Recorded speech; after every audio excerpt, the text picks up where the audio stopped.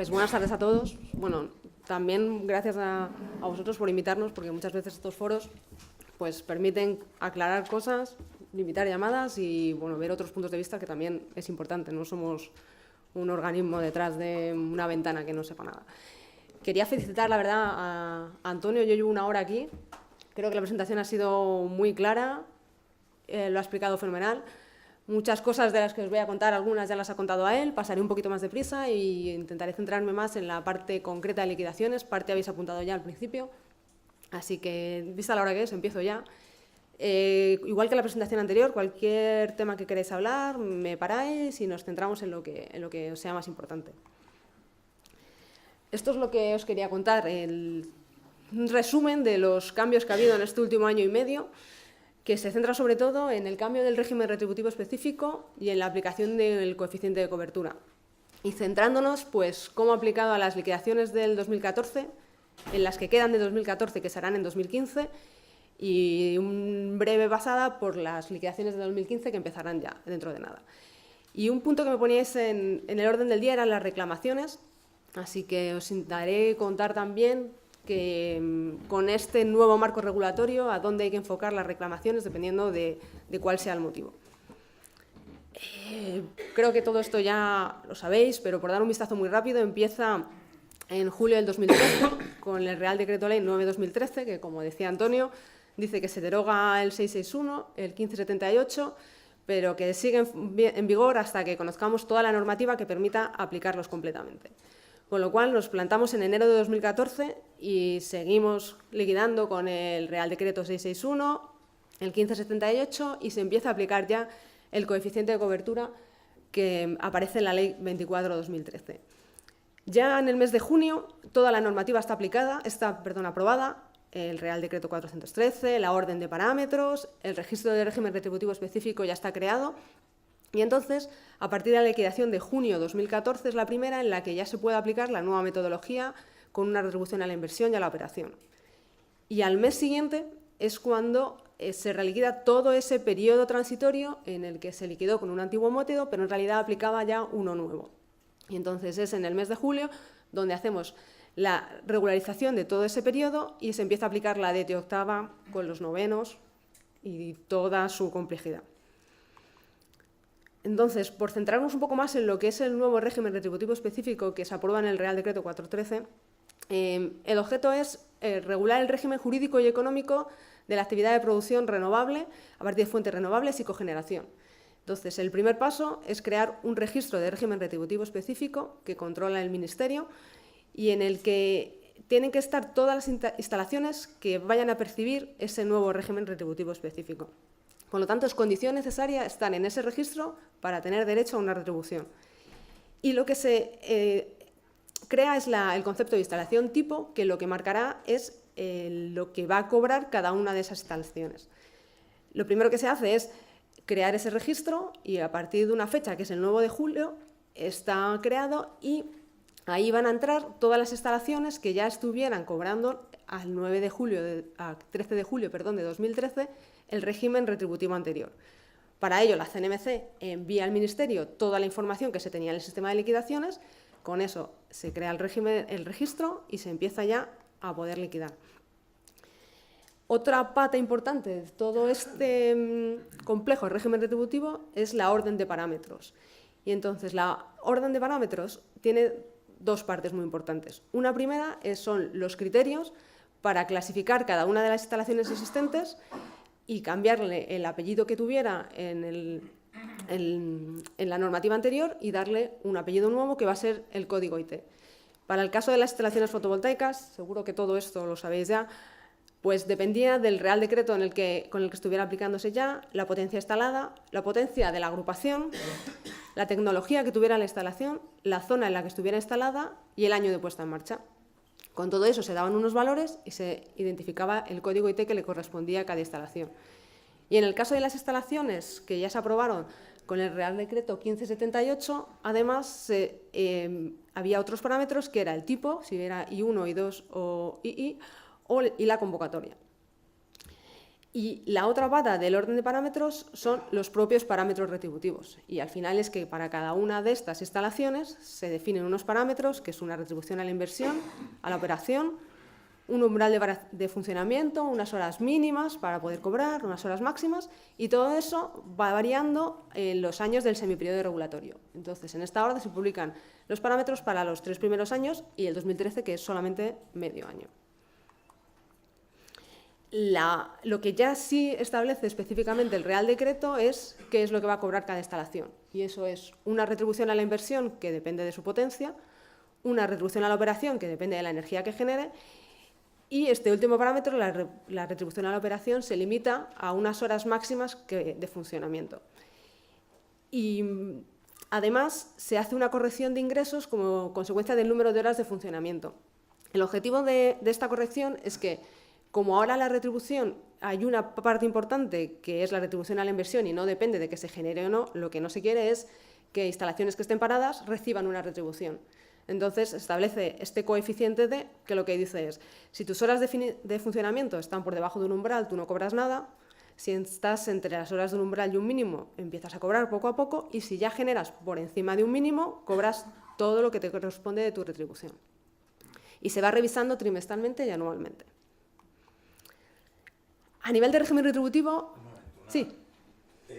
Se supone que el coeficiente D se aplica sobre todos los conceptos que componen la retribución total. Sí. Sobre todos, no únicamente sobre horas de funcionamiento. Sobre todo. El rendimiento, sobre el valor de mercado, vamos. No, sobre todo, sobre la retribución a inversión más la retribución a operación. Las horas de funcionamiento se calculan, considerando la potencia nominal o la potencia instalada. La potencia, la que tenga, a ver, instalada o... Pico nominal. No, pico no. La nominal, claro, la del inversor. Pico es la que quería. Es decir, es sencillamente el número de kilovatios producidos dividido por la potencia nominal. La potencia del inversor. Sí. La suma de potencias inversores. Sí, potencia de inversor. En caso de no llegar al umbral mínimo, o de estar entre el umbral mínimo, el umbral y el mínimo. Perdón, habla un poquito más alto. En caso de no llegar al umbral mínimo. ¿Sí? Disculpa. En caso de no llegar al umbral mínimo o estar entre medias de los dos, se cobraría o nada o un porcentaje. Sí. ¿Ese nada o ese porcentaje sería para ese trimestre, para el mes en cuestión, para todo el año o ya sería definitivo para la vida de la instalación? Os cuento cómo se ha hecho y cómo se haría a partir del año 2015, porque la circunstancia especial es que esto se calcula por primera vez en junio. En junio ya estamos en los 6 primeros meses, ya se han generado los 6 primeros meses. Entonces, ahí se calcula un coeficiente D en función de lo que esa instalación ha generado los 6 primeros meses. Y se empieza a aplicar en las liquidaciones que se hagan a partir de ese momento. Tenemos el mes de junio, julio. Cuando llegamos a septiembre, tenemos 9 meses de ese año. Se vuelve a calcular ese coeficiente D. Para esos 9 meses se aplica para el 10, 11 y 12. El 12 se vuelve a calcular y se aplicaría para la retribución de ese año. Para el año siguiente, ¿qué pasaría? Hasta hace un mes la norma no era muy clara porque parecía que se volvía a empezar, que se reseteaba, que empezábamos todos cobrando un coeficiente 1 y luego se veía que se iba haciendo a partir de los primeros meses. Entonces, hubo una modificación del 413 y lo que se dice es, cuando empezamos un año nuevo, en enero del 2015, lo que aplica es el coeficiente D de tu año anterior, de 2014. ¿Para qué? Para evitar que una planta que esté parada no estuviera cobrando durante todo 2014 y de repente en 2015 empezara a cobrar. Y si, por ejemplo, tenemos una avería en un determinado momento y no llegamos ni al mínimo, estamos a cero, ¿qué sucedería con esa instalación al año siguiente? ¿No cobrarían todo el año? No, hasta el primer trimestre. Como en marzo, en el mes de marzo ya se tienen 3 meses, se calcularía un coeficiente D y ya aplicaría a partir de ahí. Y al final del año, si cubre el mínimo, digamos, anual, ¿cobraría el total del anual? Sí. O sea, cobraría el CEI, la retribución a la inversión total. Eso es, sí. Muy bien, gracias. Nada. Y el hecho de que esté parada por una cuestión técnica no abocará la posible reclamación de que se deje de retribuir en ese trimestre.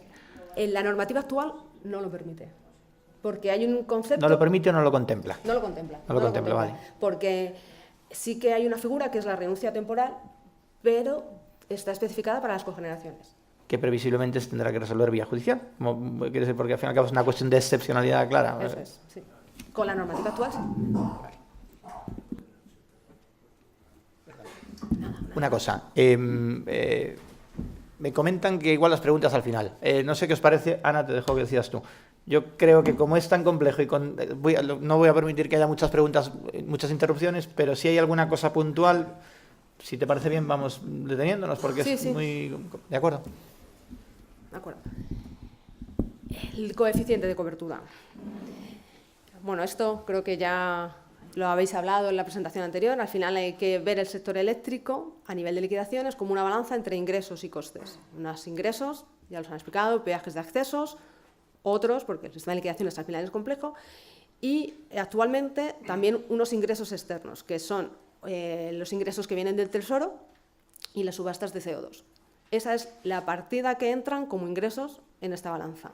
Y los costes que hay son pues, los costes de redes, de transporte y distribución, otros costes como los costes extrapeninsulares o la interrumpibilidad, el régimen retributivo específico y luego la anualidad de la financiación de déficit de otros años. Entonces, ante una situación en la que esta balanza no estaba equilibrada, se aprueba la Ley 24 de 2013 con el objetivo de garantizar la sostenibilidad del sistema eléctrico y corregir estos desequilibrios. ¿Y de qué manera? Pues se obliga a que cualquier medida que vaya a incrementar el gasto vaya unida a una medida que incremente también los ingresos. Y luego se dice que tiene que haber una corrección automática de los desajustes entre esos ingresos y costes cuando superen el 2%. Y la deuda acumulada en ejercicios anteriores no podrá superar el 5%. ¿Y dónde aparece todo esto? En el artículo 19. Y habla ya de desajustes temporales. ¿Por qué? Porque aparecerá un desajuste temporal cuando en las liquidaciones del cierre del sistema eléctrico haya una diferencia entre esos ingresos y esos costes. Y, bueno, de nuevo, lo que se establece es, si hay estos desajustes, pues hay unas medidas automáticas, que serían, lo leo la última línea, no lo leo yo, lo dice el BOE, los peajes en su caso o cargos que correspondan se revisarán al menos en un total equivalente a la cuantía que se supere los citados límites. Y además de esos desajustes temporales puede haber unos desajustes transitorios, porque las liquidaciones se hacen mensualmente, aunque al final se vayan revisando y se refieren a un periodo anual. Pero mensualmente puede haber unas diferencias entre esos ingresos y costes.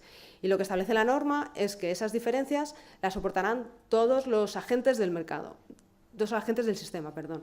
Y aquí la diferencia es que a partir de esta ley los agentes del sistema son todos los productores de régimen especial que antes no entraban como sujetos que soportaban estos desajustes. Para ello se define el coeficiente de cobertura y la idea principal es ver qué parte de los ingresos cubren los costes. La fórmula al final es ingresos dividido entre costes. Se separan unos costes que no están afectados de coeficiente de cobertura. Esto quiere decir que son costes que no se corresponden con sujetos del sistema eléctrico y estarían aparte. Y con esta fórmula es con la que mensualmente se va calculando el coeficiente de cobertura, de manera que el transporte, la distribución, el régimen retributivo, todo el resto de los costes que sí están afectando, mensualmente se les aplica el coeficiente que se calcula con este sistema. Y aquí os pongo la gráfica de cuál ha sido el coeficiente de cobertura en este año 2014.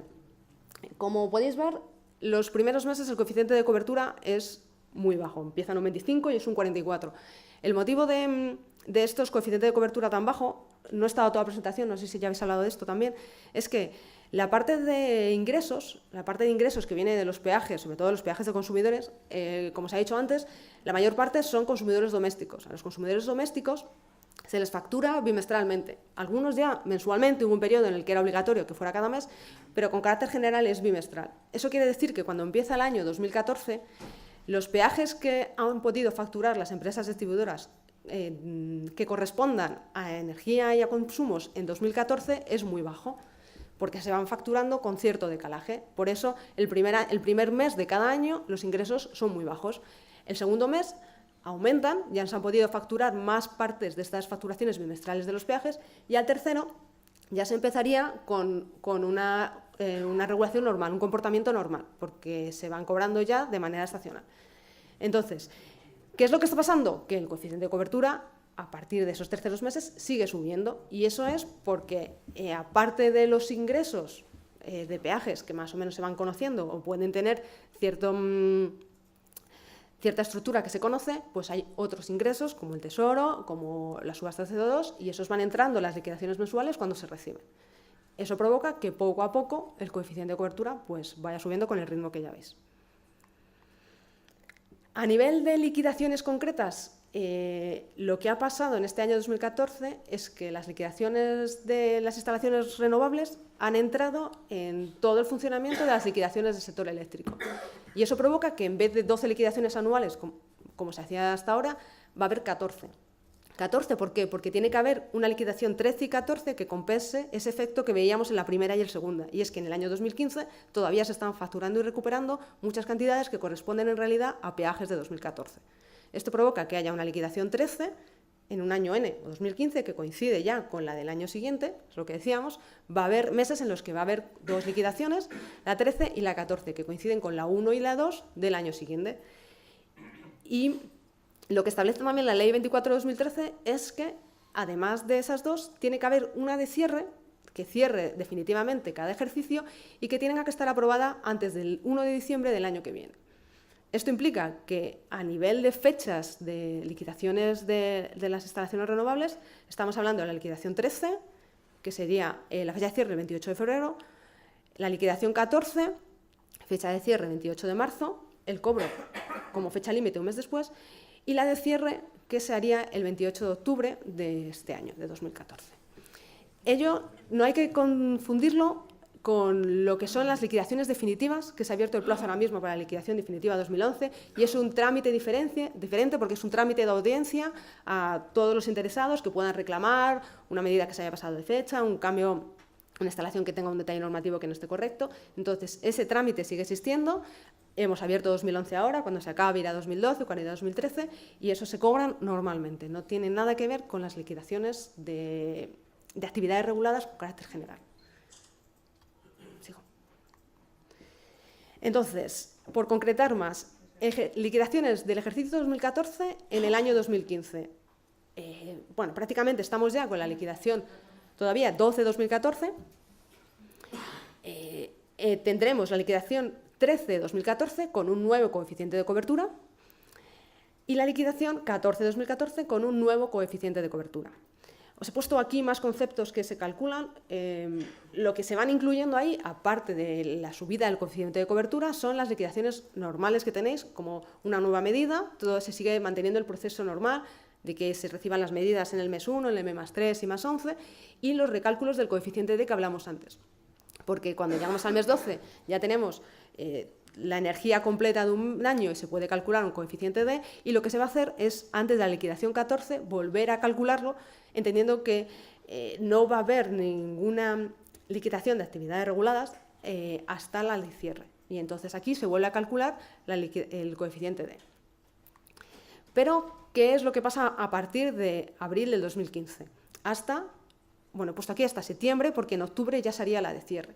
Y es que, a la vez que se están haciendo las liquidaciones normales, estáis recibiendo facturas de la regularización de todo ese periodo transitorio que se está aplicando la disposición transitoria octava. Hay instalaciones que cobran más, instalaciones que están cobrando menos y se le pide dinero. Pero todas esas facturaciones van a continuar, lo cual supone que durante estos meses, de abril a septiembre, se va a seguir recaudando dinero, en principio por estos conceptos de la facturación de la ET octava. Con lo cual, manteniendo el coeficiente de cobertura de la liquidación 14, lo que se va a hacer es continuar con las liquidaciones normales que pudieran ocurrir del año 2014 en estos meses. ¿Por qué? Porque se sigue recibiendo nueva medida, que en algunos casos puede hacer variar más o menos la liquidación que le corresponda, y luego también porque hay otro aspecto importante, y es que desde hace 2 meses ya se están recibiendo en la CNMC los cambios de IT que nos comunica el Ministerio. Esto implica que a una instalación a la que se le cambia el IT porque su clasificación ha sido errónea, hay que liquidarle todo el periodo desde el 14 de julio hasta el momento en el que esté. Y entonces, eso se está haciendo ya, se hará durante la liquidación 13 y 14 y se va a seguir haciendo durante este periodo. Hay una coletilla al final, y es que ¿Se avisa de ese cambio? ¿Se avisa? Alguien avisa. O sea, se nos dijo que se nos había incluido una IT. Sí. Si ahora hay un cambio, alguien avisa que te ha cambiado. El cambio hay que solicitarlo al Ministerio. No, yo no. No, El cambio de la oficio. respuesta. Ah, no, de oficio. No, la respuesta que se hizo... ¿Pero la- cambio de oficio o cambio como No. consecuencia de A mí una...? me mandaron una IT. Sí. Si ahora el Ministerio o la CNMC ha decidido cambiar... No. Los cambios de IT son siempre a consecuencia de una reclamación. De una reclamación... Peor no podemos ir. A peor se podría ir solo en el caso de que, A peor no voy O a una reclamar. inspección. que hubiera una inspección. Claro, bueno, a ver, A peor no voy a reclamar. Eh, Yo reclamaré si fuese mejor. lo que dice la ley es que... Deberías. Lo que dice la ley es que si tu IT no es correcta, deberías reclamar. ¿Por qué? Porque si llega después una inspección y se ve que esa IT no es correcta, puede perder el derecho al régimen retributivo. Esto es lo que dicen las normas. No dice que lo vayas a perder, dice que puede ser... Dice que se puede perder.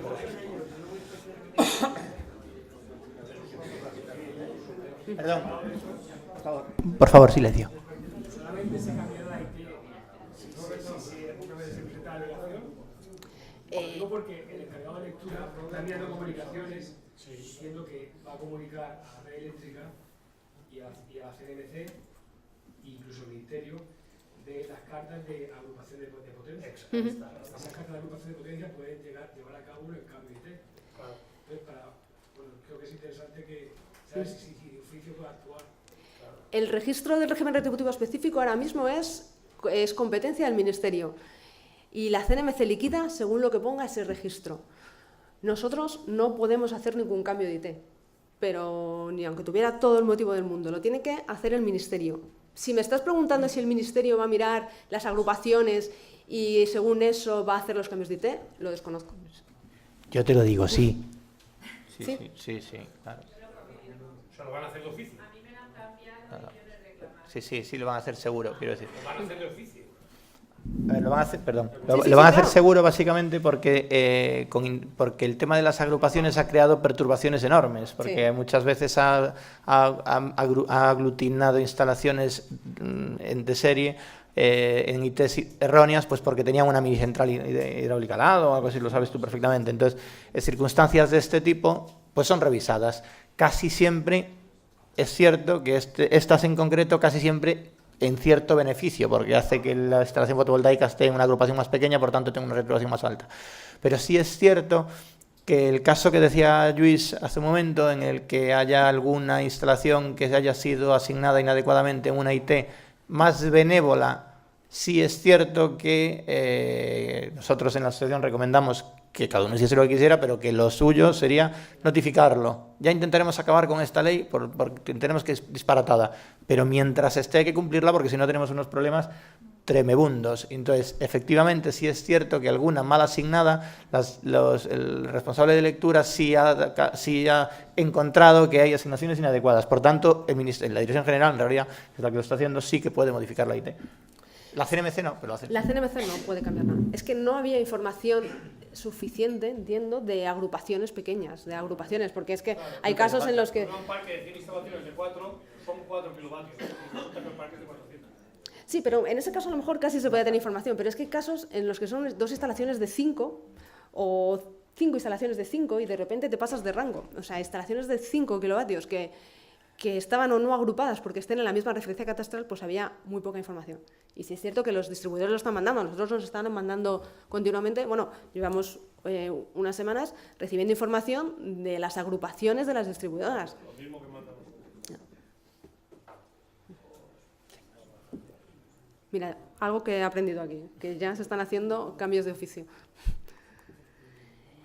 Y por último, la liquidación de cierre. Sí. Perdón.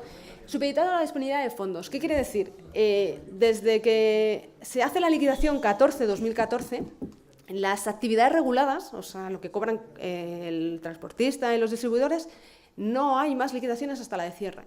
Eso quiere decir que nosotros como liquidaciones de régimen especial lo que se hace es, se calcula el dinero que se necesita, se dice a liquidaciones de actividades reguladas, mira, este mes se necesitan X dinero, se mete en la costelera, hay un coeficiente de cobertura y te dicen, vale, te doy tanto.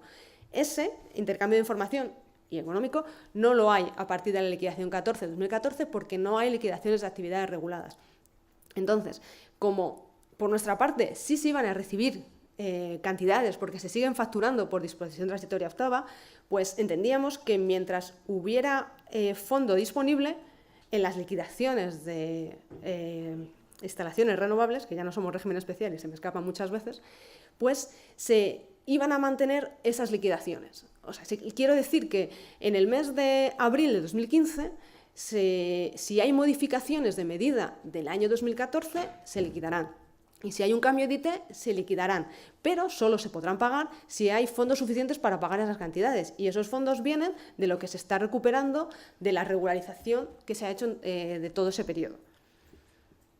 Que en Román Paladino es que en la 13 y la 14 va a haber un coeficiente más o menos bajo que no se podrá llegar al 98 hasta la 15. Más o menos. Bueno, no sé si habéis oído.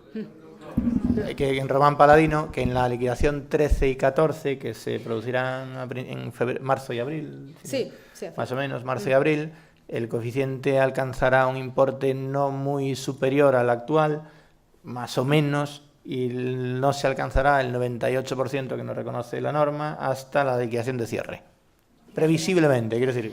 Claro, lo que establece la normativa es que ese 2% como máximo es en la liquidación de cierre. Y la liquidación de cierre es la que se hace antes del 1 de diciembre del año siguiente. De 2015. Que previsiblemente el 98% del año 2014, y digo previsiblemente, no lo vamos a cobrar hasta el mes de noviembre del año 2015. ¿Vale? Esto es lo que... el 98 hasta ese mes, y desde abril, corrígeme Ana por favor, que si desde abril hasta, y más o menos en abril, andaremos cobrando en torno al 80 y fracción. Sí, es lo que te estoy diciendo. Por eso decía, a eso me refería, que en noviembre...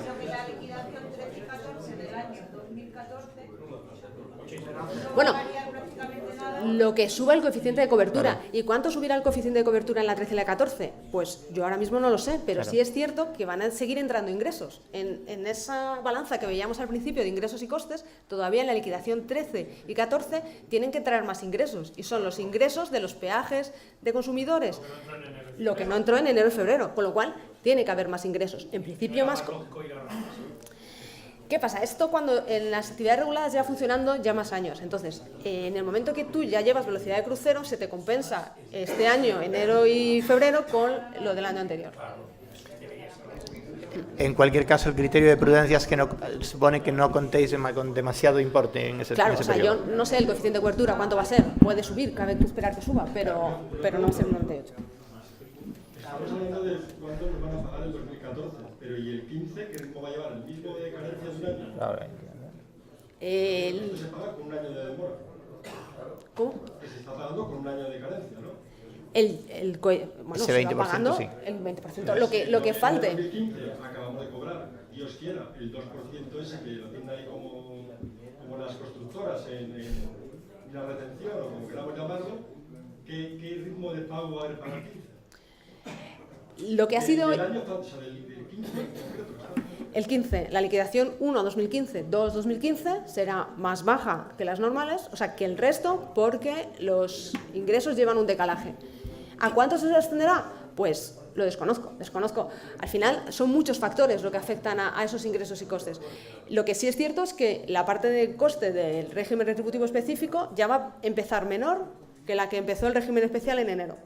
Y de lo que iba creciendo, porque el régimen especial, antes como se pagaba en función de la energía, era un coste que iba creciendo a medida de los años. Este coste va a ser diferente.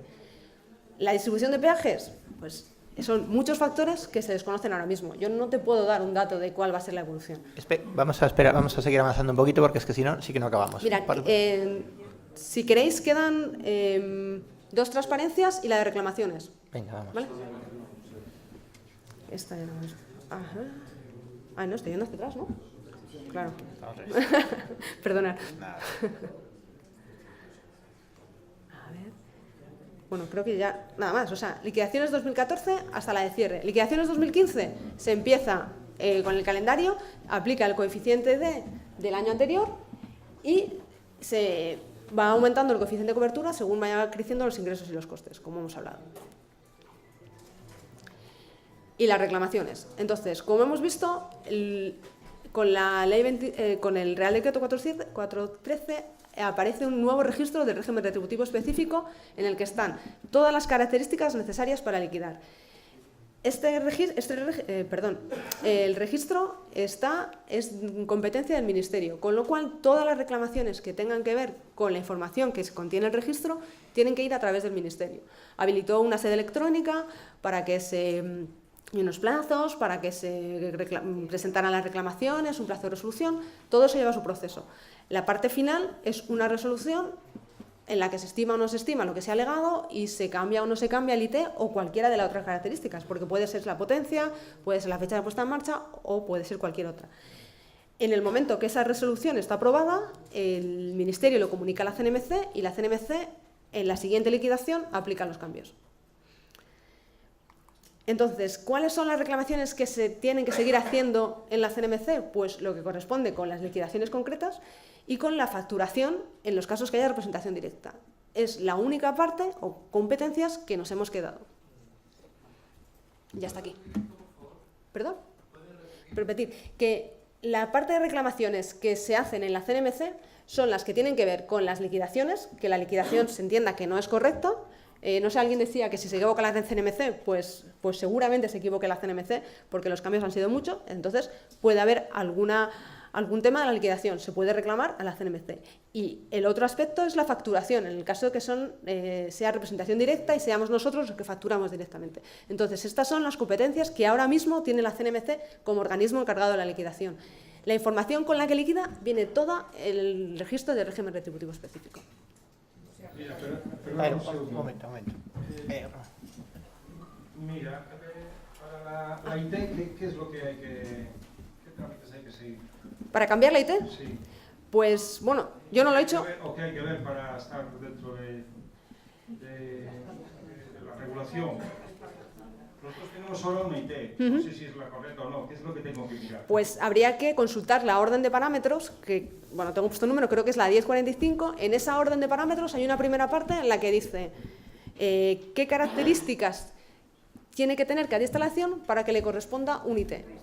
Por ejemplo, el año en que se pone en marcha, la tecnología que tiene, su potencia, si pertenece a una agrupación o no, y la convocatoria. Todo eso está en una tabla en la que hay que buscar las características de instalación y pone a la derecha el código IT que le corresponde.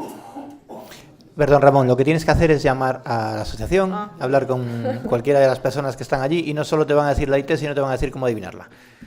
Ya, pero bueno, también la asociación que manda un correo para decir que Hemos enviado varios. Hasta un vídeo. Hasta un vídeo.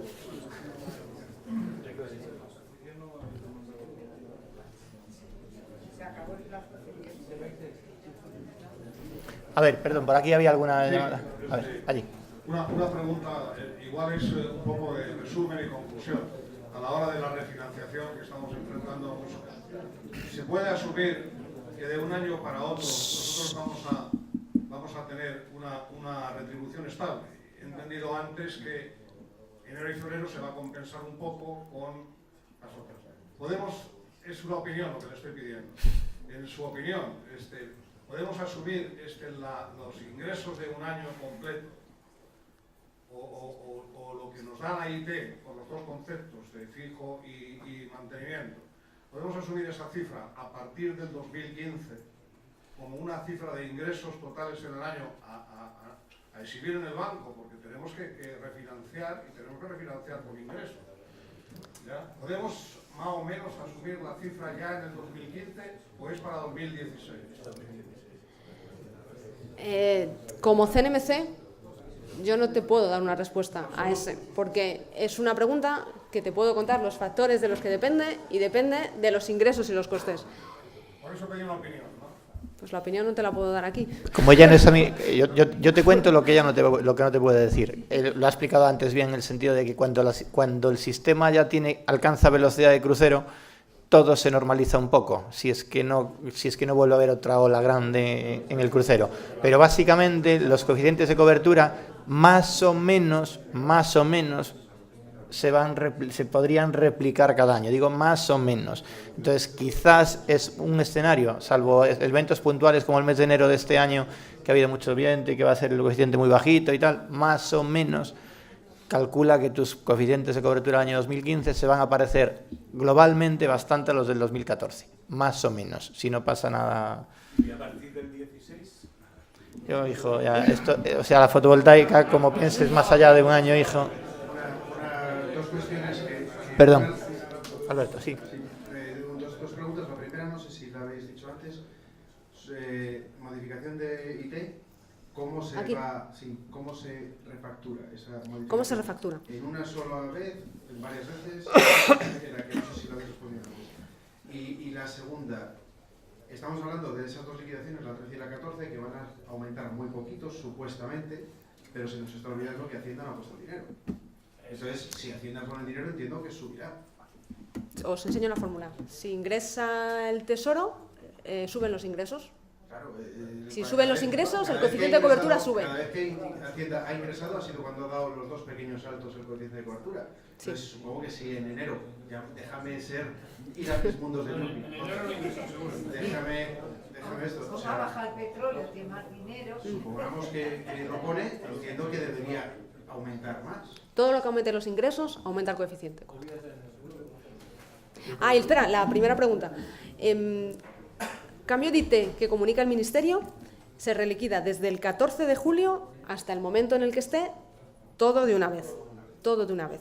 Y se le paga o se le devuelve lo que corresponda. Pero, sin perjuicio de que, tal y como estaba escrita la disposición transitoria octava, decía, bueno, la habéis leído todos, es muy complicada de aplicar, pero eso había que hacer una foto de la diferencia entre lo que se había recibido y lo que hubiera correspondido recibir con el nuevo régimen retributivo específico.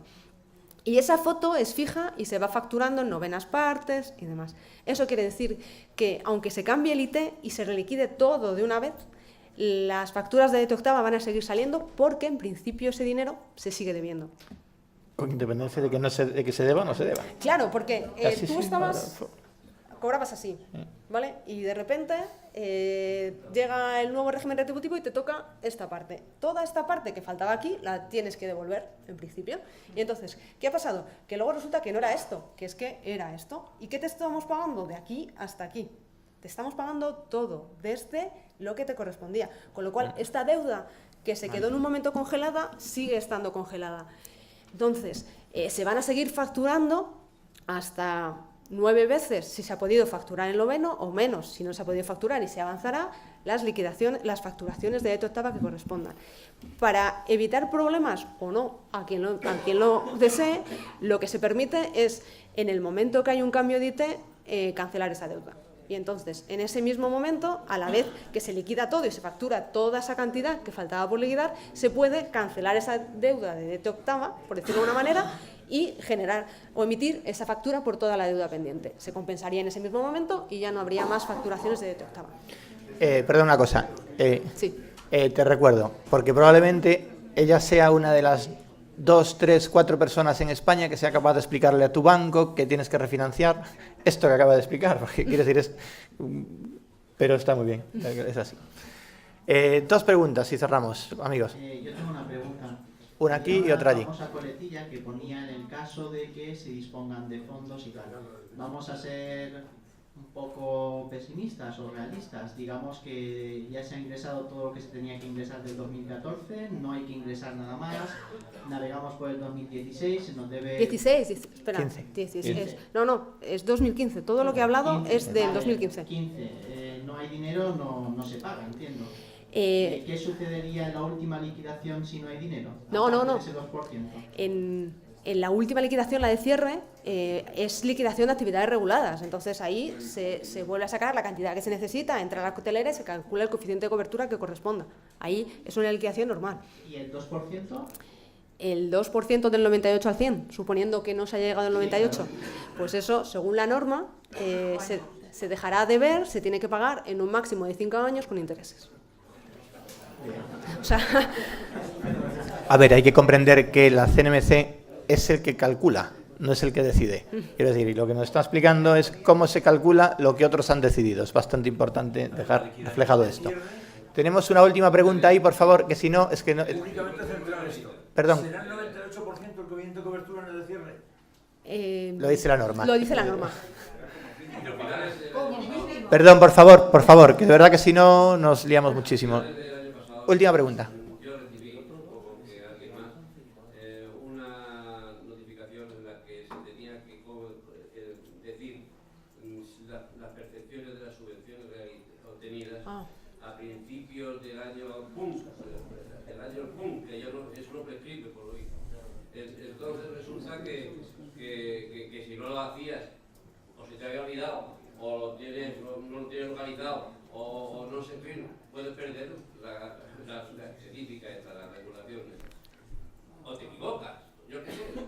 En cualquier caso, yo lo he hecho, puede buena voluntad, pero ¿esto qué objeto tiene? Porque claro, dar no van a dar nada, supongo.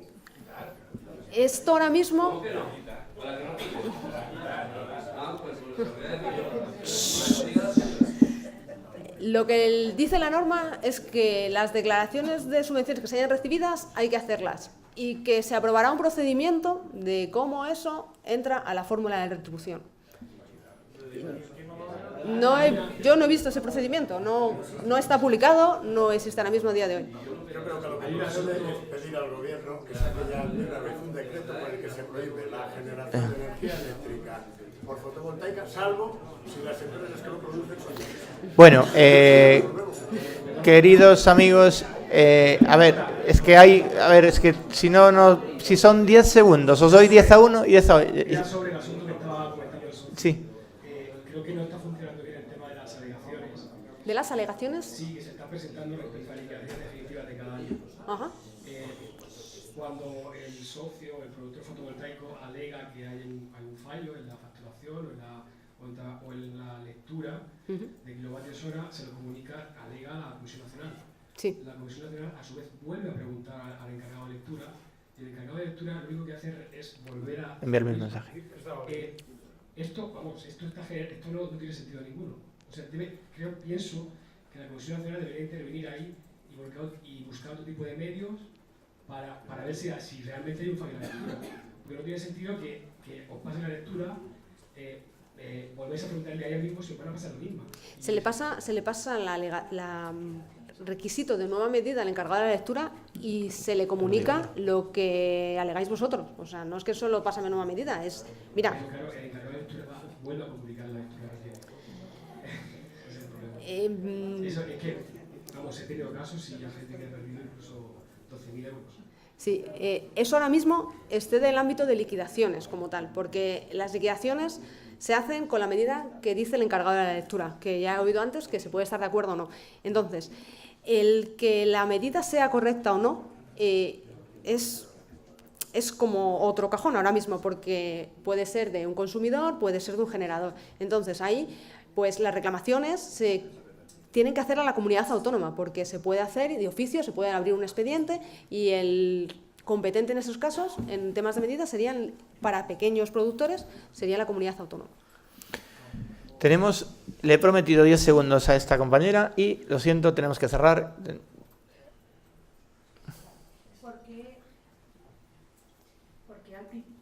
Porque al principio en la Comisión Nacional, cuando aparecieron los primeros coeficientes de cobertura, se publicaban en la página. Posteriormente dejaron de hacerlo, llamabas y decías que se había roto el enlace. Pero es que ya no lo hacen nunca, dice que es que ya salen en la factura. Pero quien no tenga la factura de forma directa, no ve el coeficiente de cobertura hasta a lo mejor 10 días después, o bueno, no vamos a decir tanto, pero 7. Y para los productores que tenemos que hacer unas previsiones, no podemos conocer ese coeficiente de cobertura mientras no lo hemos publicado en algún lado. No sé, es que me parecía que debería ser algo que se publicara en la página web de la Comisión Nacional. El coeficiente de cobertura es algo que aprueba el Consejo. Entonces, por eso fue un error nuestro que en los primeros meses se publicaron como un enlace antes de que lo aprobara el Consejo. Entonces, ahora mismo no se puede hacer. Y lo que se aprueban y se publican son esos informes de las liquidaciones del régimen, o sea, de liquidaciones del sector eléctrico, y ahí aparece el coeficiente de cobertura. No sé cómo se publica en la página web y me comprometo a mirarlo y deciros... lo que pasa es que no sé los plazos en los que se publica, eso es cierto. Pero el caso es que... ¿Cómo lo podemos ver el resto de productores que no sacamos la factura directamente de la Comisión Nacional? Pues lo comunicaré porque yo creo que se publica en la página web. No directamente en la parte de liquidaciones de régimen especial, pero en otra. Yo no sé si lo mandáis en el enlace este... En el informe que publicamos nosotros, seguro que sí, pero sí es cierto que ese informe se publica un poco después. Se publica después. Bueno, nada. Pero lo pregunto y os lo digo. Ana, de verdad, en nombre de la asociación y en nombre de todos, muchísimas gracias. Creo que ha servido de bastante y te agradecemos muchísimo que hayas venido.